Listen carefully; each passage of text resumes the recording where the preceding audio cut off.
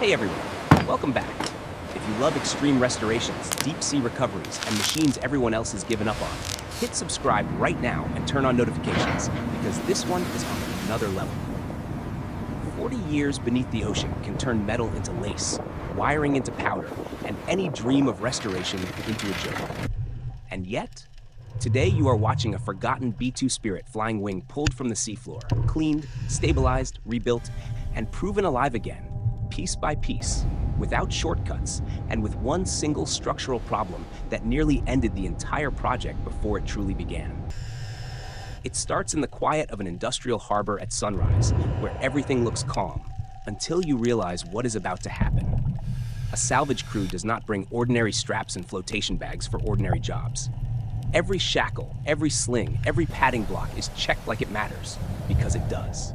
Out on open water, there is no second chance. One sudden load shift, one sharp corroded edge cutting a strap, and the whole recovery becomes a sinking wreck all over again. Then the ocean takes over. As the divers descend, the daylight fades and the water becomes darker and colder, filled with drifting particles that look harmless until they swallow visibility. The remotely operated vehicle lights carve a tunnel through the deep, and that is when the shape appears. An enormous flying wing outline half buried in sand, grown over with marine life, seams swollen with salt, edges softened by time. Even before you see the scale clearly, you feel it. This is not just recovery, this is resurrection. Down there, everything is fragile. Sand hides weak points. Marine growth masks cracks. Salt has had decades to creep into every seam and cavity. The divers move slowly, gently clearing sand away to find structure that can actually carry a load. They thread padded slings under stronger ribs. They protect every strap from sharp edges, and they place flotation bags like surgeons positioning a life support system. When the first controlled inflation begins, the seafloor erupts into a cloud, and for a moment the entire aircraft is only a silhouette in a storm of silt. That first lift is the moment most people imagine as the victory, but it is actually the beginning of the danger. The wreck breaks free from the seabed, and suddenly it is suspended, swinging, shedding debris, rotating slowly if the geometry is even slightly off. The divers correct the angle, cancel the roll, vent tiny bursts of air, and guide the rising mass toward the surface. When it finally reaches daylight, water pours off it in thick curtains, brown and heavy, carrying 40 years of ocean history back into the air. On deck, the reality is shocking. Up close, corrosion is not a color. It is a texture. It flakes, it crumbles, it reveals layers that should never be visible. The crew sets it down onto cribbing and padding as carefully as if it were glass, because in a way, it is. A structure that once handled huge forces is now weakened by time, salt, and pressure. Every drip is captured, every tie-down is rechecked. Then the long trip begins, back to shore, onto a transporter, and into a hangar that will become the second home for this aircraft. And this is where the restoration stops being cinematic and starts being brutally honest. The first real battle is not with bolts or panels. It is with contamination. Salt does not just sit on surfaces. It lives inside seams, hides in cavities, and keeps eating even after the aircraft is dry. So the hangar becomes a controlled world.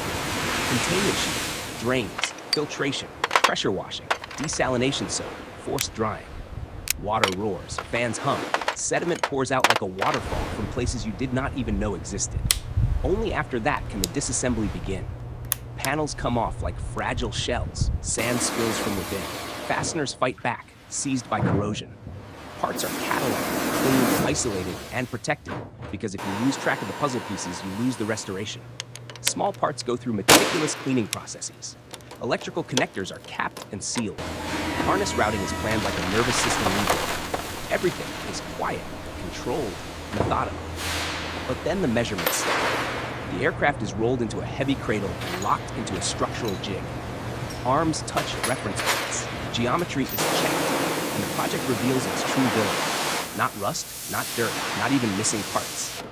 The villain is a hidden structural weakness in a critical joint, an area that has to hold true, or nothing else matters. At first, it is subtle. A probe touches a line that should not move, and it moves. Under inspection light, a hairline separation appears. Then a deeper inspection confirms it. A crack path branching where it should never exist. This is the moment the entire build hangs in the balance. Because restoring cosmetics is one thing, restoring systems is difficult. But restoring the integrity of a compromised structural joint after 4 decades underwater means the margin for error is almost zero. The team does not rush. They brace the load, redistribute stress, open the area carefully, vacuum every particle, and fabricate reinforcement that fits perfectly, because almost is failure. Heat control is set, cooling is prepared. The first repair passes are done in tiny controlled seconds. And then, right when it seems stable, you get the sound no restorer ever wants to hear. A faint tick. Under magnified attention, the crack threatens to creep, just a millimeter. But that millimeter is everything. The lead restorer stops the work instantly. The fabricator freezes mid-motion. The room holds its breath, not with words, but with stillness.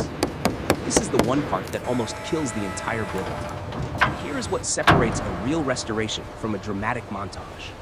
They step back and rethink the load path instead of forcing the fix. A stronger reinforcement strategy is chosen. Supports shift the stress away from the damaged area. The repair continues, slowly, carefully, until the reinforcement is permanently fastened and blended into a seamless surface again. Verification passes confirmed stability without exposing any sensitive data. A thin protective primer seals bare areas immediately because time is always the enemy. Then comes the moment of truth. The braces loosen incrementally, one by one, no movement, no new separation. The structure holds true. That is the turning point. The point where the aircraft stops being a wreck and starts becoming a machine again. From there, the rebuild gains momentum. Harnesses are routed cleanly. Connectors are sealed against future corrosion. Hydraulic lines are replaced and pressure tested. Actuators cycle smoothly. Brackets align and seat properly. Ducting fits tight. Panels return with uniform gaps. Each subsystem is tested in controlled, quiet steps. Power up, listen, shut down, repeat, because reliability is proven, not assumed. Then the finished work begins, and the entire story changes tone. Surface preparation is relentless. Sanding, wiping, masking, making the skin worthy of paint again.